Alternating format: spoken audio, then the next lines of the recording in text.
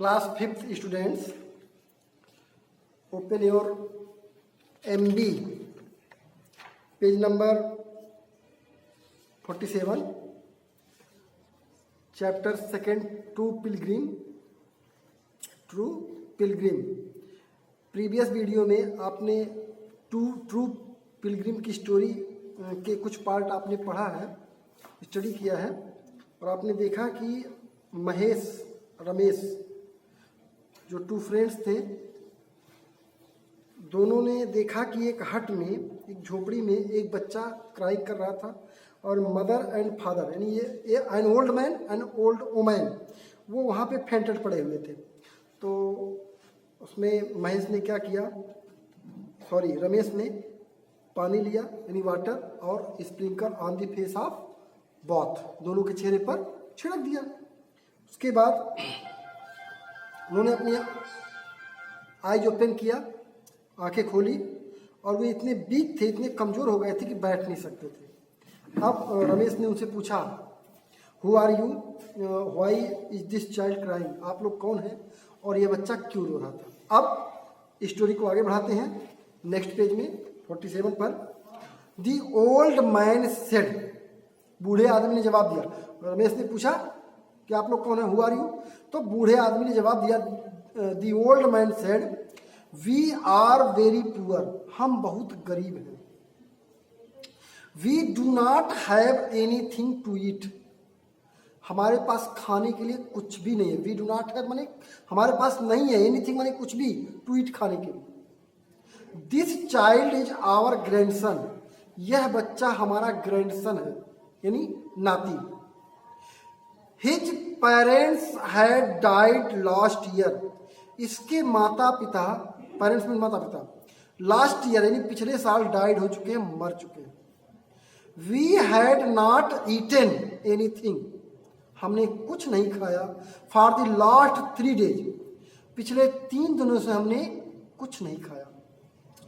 That's why we have become so weak, इसलिए हम लोग इतना कमजोर हो गए हैं। This condition is due to starvation, यह कंडीशन भूखमरी के कारण है। जो हम लोगों की दशा है किस कारण है, भूखमरी के कारण, स्टारवेशन के कारण।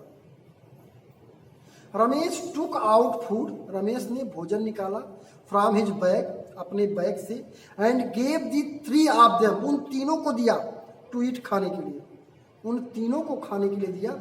दे बिकम वेरी हैप्पी, वे बहुत खुश हुए, आफ्टर ईटिंग द फूड, भोजन खाने के बाद। Mahesh kept sitting outside the hut, और महेश झोपड़ी के बाहर बैठा रहा। He did not help any of them, उनमें से किसी की सहायता नहीं किया। आपने देखा रमेश हेल्प कर रहा है पुअर्स की, उन ओल्ड वुमन की, बट जो महेश है झोपड़ी के बाहर बैठा रहा, उसे इस चीज से कोई मतलब नहीं था। He did not help any of them, Mahesh told him, Mahesh ने उनसे कहा, friends now we should go on our pilgrimage, अब हमें अपनी तीर्थ यात्रा पर चलना चाहिए। रमेश सेड, रमेश ने कहा, friend these people are old and weak, ये लोग बहुत बूढ़े और कमजोर हैं। I will stay with them, मैं उनके साथ रुकूंगा, फॉर अनदर 2 or 3 days, मैं इनके साथ अभी या 2 या 3 दिन तक रुकूंगा।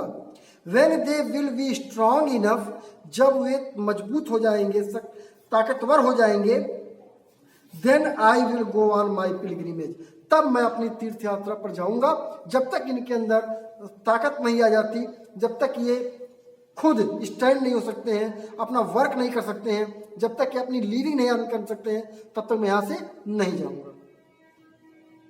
If you want to go on then you can continue your journey, हाँ अगर तुम जाना चाहते हो अपनी तीर्थ यात्रा पर, तो अपनी यात्रा तुम जारी रख सकते हो, कंटिन्यू योर जर्नी, बट मैं यहाँ पे आई विल स्टे विथ देम, मैं उनके साथ रहूंगा, अनदर 2 or 3 days।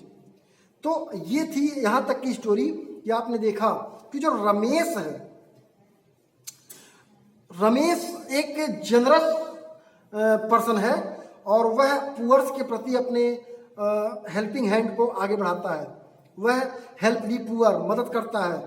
बट जो महेश है, महेश वो सिर्फ जो है उसका दिमाग सिर्फ पिलग्रिमेज पे है, तीर्थ यात्रा पे है, not helping the poor, not take care of anyone of in the way. रास्ते में कोई अगर मिल रहा है तो उसकी सेवा नहीं कर सकता वो, जो है चाहे वो मरे चाहे जिए, उससे मतलब नहीं है। तो यहाँ पे 2 पर्सन है और जो दोनों के अंदर जो भावनाएं है, फीलिंग्स है, बिल्कुल अपोजिट। जो रमेश की फीलिंग्स है वो बिल्कुल हेल्पफुल वाली है, जेनरस है, काइंडनेस है। बल्कि जो महेश की फीलिंग्स है वो ऐसी नहीं है, वो जेनरस नहीं है, काइंडनेस नहीं है, वो तो सिर्फ अपने आप से, अपने वर्क से मतलब रखता है। तो आपने इस स्टोरी में आज इतना पढ़ा। इसके आगे क्या होता है? क्या महेश अपने पिलग्रिमेज पर अकेले चला जाता है? क्या रमेश उसके साथ जाता है या नहीं जाता? क्या रमेश वहां रुक जाता है? अगर रमेश रुक जाता है तो महेश क्या करता है, किस तरह से वो अपनी यात्रा पूरी करता है और रमेश किस तरह से अपनी यात्रा पूरी करता है?